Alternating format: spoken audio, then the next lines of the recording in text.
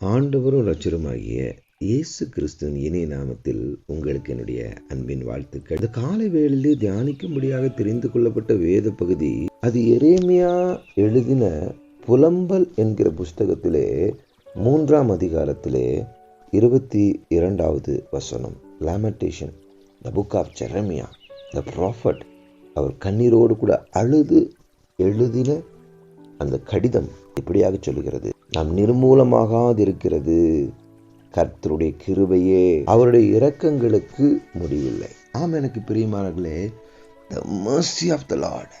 சிலுவையில் அவர் சிந்தின ரத்தம், ஜீவன், கொடூரமாக அடிக்கப்பட்ட அடிகள், கைகளில் பாய்ந்த ஆணிகள், கால்களில் பாய்ந்த ஆணிகள், அங்கம் முழுவதும் சாட்டையினால சவுக்கினால் அடிக்கப்பட்ட பிக்கப்பட்ட சரீரம். இதுதான் அவருடைய இரக்கம். நம் நிர்மூலமாகாமல் இருக்கிறதே ஆண்டவர் இரட்சகருமாகிய இயேசு கிறிஸ்துடைய தழும்புகளால தான். ஆதாமுடைய ஏவாளுடைய மீறுதல்களுக்காக அவர் தண்டிக்கப்பட்டார்.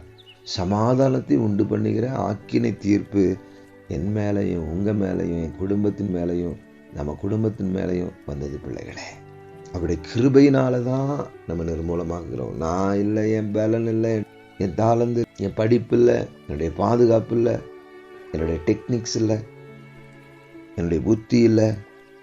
எல்லாம் கர்த்தருடைய கிருபை. அவருடைய இரக்கங்களுக்கு முடிவில்லை. இரண்டாவதாக, அவைகள் காலைதோறும் புதியவைகள். உமது உண்மை பெரிதாக இருக்கிறது. உங்களை காலைதோறும் புதுப்பிங்க. முந்தின நினைக்க வேண்டாம், பூர்வமானவர்களை சிந்திக்க வேண்டாம், புதிய காரியத்தை செய்வேன்னு கத்த சொல்றாருன்னா, ஆண்டவரே, நேற்று வந்த சூரியன் வேற, இன்னைக்கு வந்த சூரியன் வேற இல்லை, ஒரே சூரியன் தான். ஆனால் அதிலிருந்து வெளிப்படுகிற வெப்பத்தின் அளவு அதிகமாக இருக்கிறது போல ஜபத்தின் அளவு அதிகமாய் கூடிக்கொண்டே இருக்க வேண்டும். அதில் ஒன்றே ஒன்று, உமது உண்மை பெரிதாக இருக்கிறது. நானே வழியும் சத்தியமும் ஜீவனமாக இருக்கேன்னு சொன்னீரே, என்னுடைய வாயில உம்முடைய உண்மை வைங்கப்பா. நான் திரும்பியும் தேவையில்லாத காரியத்தை பேசாதபடிக்கு உமது உண்மை எங்களுக்குள்ளாக பெரிதாக இருக்கட்டும். மூன்றாவதாக, கர்த்தர் என் பங்கு என்று என் ஆத்துமா சொல்லும், ஆகையால் அவரிடத்தில் நம்பிக்கை கொண்டிருப்பேன். நாலாவதாக, தமக்கு காத்திருக்கும் தம்மை தேடுகிற ஆத்துமாவுக்கும் கர்த்தர் நல்லவர். அவர் நல்லவர். கர்த்தருடைய ரட்சிப்புக்கு நம்பிக்கையோடு காத்திருக்கிறது நல்லது என்று 5வது காரியமாய் பார்க்கிறேன். காத்திருங்க, நம்பிக்கையோடு கூட காத்திருங்க.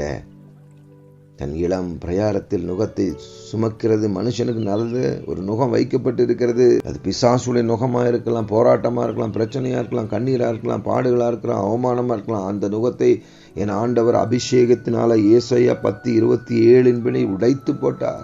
அவருடைய நுகத்தை எடுத்துக்கொள்ளுவோம். அவருடைய நுகம் லகுவாயிருக்கும், எளிதாயிருக்கும். அந்த ஊழியம் பெரியது. நம்முடைய வாழ்க்கையில வந்ததை தேவன் எப்படி எடுத்து போட்டு என்னை வெற்றி சிறக்க பண்ணினார் என்று மற்றவருக்கு சொல்லுவது தாங்க ஊழியம். கண்களை மூடி ஜெபிப்போமா. அன்பின் பரலோக பிதாவே, இந்த காலை வேளையில் நம்முடைய சமூகத்தில் வருகிறேன். நிர்மூலமாகாதிருக்கிறது கர்த்தருடைய கிருபையே, அவருடைய இரக்கங்களுக்கு முடிவில்லை என்று சொல்லி நம்முடைய சமூகத்தில் நான் காத்திருக்கிறேன். பெரிய காரியத்தை செய்யுங்க. மற்றவருக்கு சாட்சியாக இருக்கும்படியாக, உண்மையாக இருக்கும்படியாக என்னைத்தானே தாழ்த்தி என்னுடைய ரத்த கோட்டைக்குள்ள என்னை வைத்து குடார மறைவில் என்னை காப்பாற்றி என்னுடைய ரத்தத்தால் ஒரு விஷயம் கழுவும்படியாக ஜெபிக்கிறேன். பொறுப்படுத்திக் கொள்ளுங்க, பாதுகாத்துக் கொள்ளுங்க.